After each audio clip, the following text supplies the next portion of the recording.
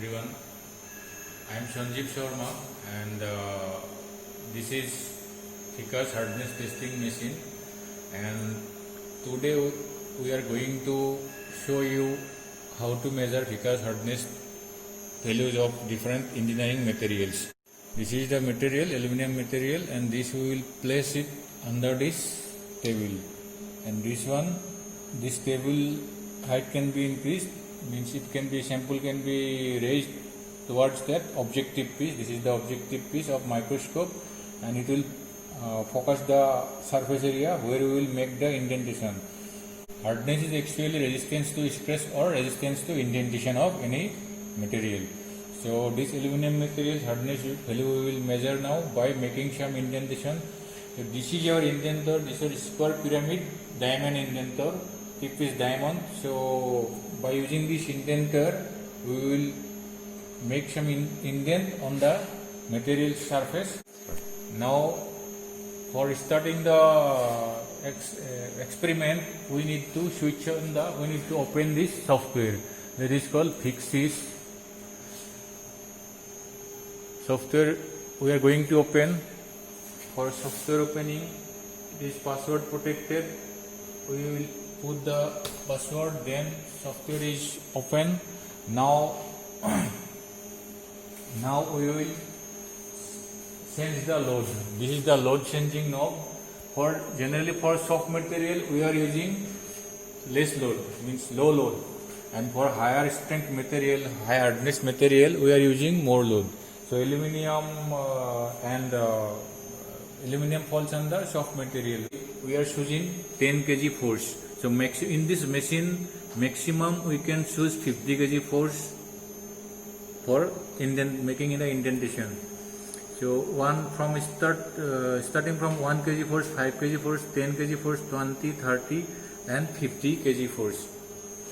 Now this is the software. So in this software there are different columns are available. So here according to the requirement we will put our different parameters we need to set here, and load also we need to, how much load, indentation load, that also we have to already choose, that also we have to put it here. So this is 10 kg force. I am putting here 10 kg force as selected knob is 10 kg force. So I am putting here 10 kg force. So after putting these things, then we will go for this one, done. Now we are going to focus the surface of this material. So this is a live screen. So we are going to bring this lead screw upward direction. Now surface will be focused. So we will focus in such a location so that there is no previous indent or nothing is there. So now we will focus it. We will focus the surface. So for measuring hardness values, generally material surface should be cleaned and it should be machined. Otherwise, lots of scratches, all these things are there. This is the surface. So here also some scratches are there, but still we can make indentation on this surface. This is the focus surface, and now we will bring this indenter in position. So bringing this indenter, this is the handle. Now we will bring this indenter in the position where we will make indent. This is diamond, that is diamond indenter, and that will indent. For indenting, indenter is top of the surface of that material, and now we will press this button.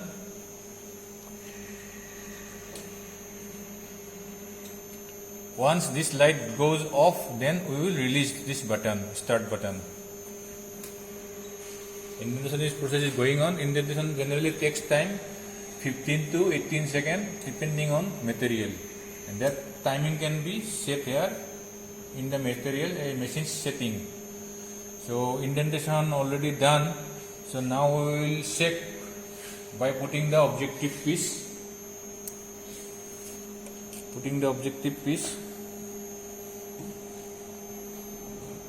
So this is the indentation.